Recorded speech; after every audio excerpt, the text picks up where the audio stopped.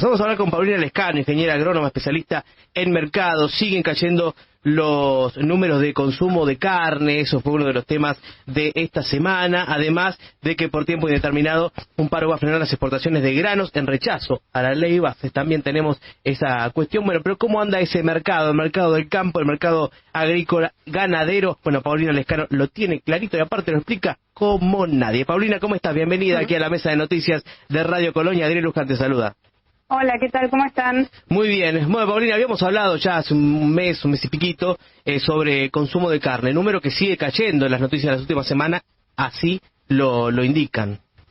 Sí, exacto. Como vos mencionaste, ya había salido un informe en donde se mostraba que el consumo de carne de marzo había caído a niveles que nunca se habían visto en la historia desde que se mide ese número. Cayó a 42,6 kilos por habitante por año, y eso es, comparado con el marzo del año pasado, un 18% menos. Entonces, es realmente un número muy impactante, si querés. Sí, y en cuanto a producción y venta, ¿cómo está? Porque digo, ¿esto tiene correlación o no continúa la tendencia del mercado igual? Bueno, lo que se está viendo, todo lo que es la parte de faena, eso venía cayendo. Quizás otro dato que me parece importante, que también estaba en ese mismo informe que hablaba de la baja del consumo, es que dentro de todo la faena de animales que había, el porcentaje de hembras que de ese nivel de faena estaba por encima del nivel que evitaría, que estemos ante una liquidación de stock ganadero, que me parece que es un dato súper importante, ¿no? Porque no solo generaría un cambio en el corto plazo, sino que también, si sigue siendo de esta manera, hace que nuestro stock ganadero también se vaya achicando. Claro. Y respecto a lo que vos mencionabas de cómo sigue el consumo, yo me imagino que en abril, todavía no están los datos de abril, pero me imagino que también se va a mantener niveles muy bajos, principalmente lo que es el consumo de carne vacuna. Esto en cuanto también a precios, ¿tiene alguna correlación? Por ahora, en base a lo que se ve, en el mercado, no he visto que haya habido una baja de precios así en forma generalizada, lo que es lo que pagamos nosotros como consumidores en la carnicería. De todas maneras, viste que también depende del centro urbano y demás. Tenés algunos casos, como en las ciudades grandes donde tenés grandes cadenas, en general se ve más ofertas, o te hacen distintas combinaciones de cortes y demás que hacen que sea más barato, pero después cuando te vas hacia el interior, la verdad es que todavía no se ve una baja de precios que siga al consumidor.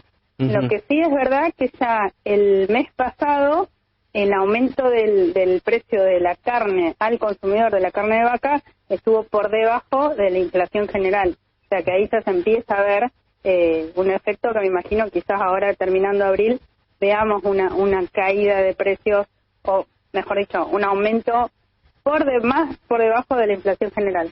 Y al mismo tiempo pregunto sobre el resto de las carnes. Digo, ¿se ha reemplazado con otros productos como el cerdo, el pollo?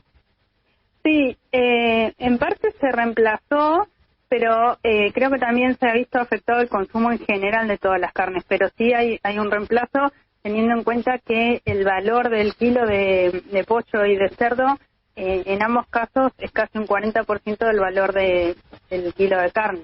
Entonces, eso evidentemente genera que parte de lo que se deje de consumir como proteína animal de carne de vaca pasa a estos otros tipos de carne, ¿no? Y respecto a exportación, ¿cómo estamos? Bueno, respecto a exportación, cuando salió ese informe, que fue en marzo, donde había caído mucho el consumo doméstico, entre la buena noticia, era que la exportación estaba a niveles muy elevados y había aumentado, pero lo que se está viendo ahora durante, lo último quizás de marzo y abril, es que nuestra gran contra, si querés, es que casi el 80% de lo que exportamos de carne de vaca va a China. Entonces, China compra un 80% en volumen, pero cuando lo ves en precio es el 60%, o sea, compra cortes baratos. Entonces, en este último tiempo, especialmente de lo que va de abril, la demanda de China ha caído en cierta forma, también quizás principalmente en precio, Entonces, estamos en una situación en la cual cuando ves o hablas con gente de la industria frigorífica, empezaron a tener pérdidas también, porque digamos las ventas de exportación no compensan la fuerte caída del consumo doméstico. Así que creo que estamos en una situación en la cual esperemos que de alguna manera estos dos indicadores empiecen a mejorar. Como decías, achicamiento del stock contra también este inicio de pérdidas. Digo, en cuanto a lo que se viene, pienso en el aumento que va a seguir de los costos fijos que tienen los productores, que esto es una problemática que viene ya desde hace un tiempo y que empieza, como decís, a tener números en rojo, pero al otro costado, si tenemos falta de stock, estamos en una situación crítica. Sí, tal cual, y yo creo que quizás lo más preocupante en esta situación, en este momento, es que desde el lado del consumidor ya está demostrado que no puede convalidar mayores subas de precio, entonces bajó fuertemente el consumo, y del lado de la oferta, como vos dijiste, también tiene una situación de aumento de costos que también hace difícil que se encuentre, digamos, ese precio de equilibrio entre que los productores y la industria frigorífica salga hecho o gane, y los consumidores también. Quizás el riesgo mayor en el corto plazo es que si esa industria frigorífica los números no le cierran, de alguna manera, para evitar tener esos mayores costos y pérdidas, empiecen a hablar de reducción de horas de trabajo y demás, y eso sería, digamos, la situación más crítica, ¿no? ¿Se vio impacto con esta apertura de importaciones y la llegada de productos desde los países vecinos? No, yo no he escuchado que haya habido impacto por ahora. En el caso, quizás lo más preocupante de seguir era la apertura o la facilidad de importación de carne de cerdo, pero siempre en realidad nosotros cuando los precios estaban más competitivos se importaba, cuando digamos importaba algo de carne de cerdo, pero quizás ahora lo peor, digamos, para nuestros productores es que la carne de cerdo sí venía bajando en precio, o sea, no en la góndola, digamos, al productor el kilo de cerdo venía bajando fuertemente, pero como un 25% respecto al primer trimestre del año pasado. Y ahí tenés dos cosas, que esa baja que de lo que se le paga al productor no se trasladó, o sea, se trasladó nada más que en un 4% de baja en carnicería, suponete, y por el otro lado que no tendría ningún sentido favorecer una importación de una carne de cerdo cuando acá tenemos excedente, y además viene bajando el precio. Y a su vez, los productores en Brasil usan un producto que acá está prohibido, o sea que sería total competencia desleal. Ajá.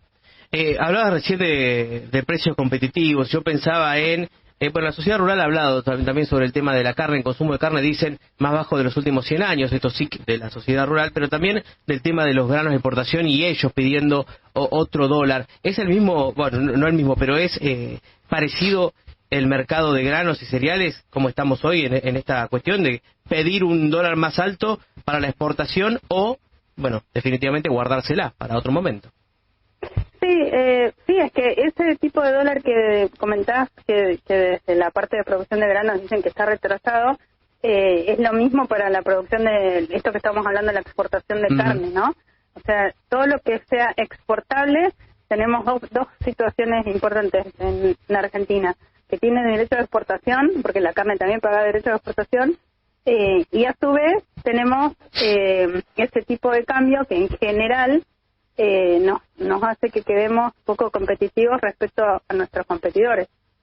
Pensá que mientras nosotros tenemos esa devaluación controlada del 2% mensual, por ejemplo, los brasileros hace, no sé, 15 días, suponete, en 10 días tuvieron una devaluación de cerca de un 5%.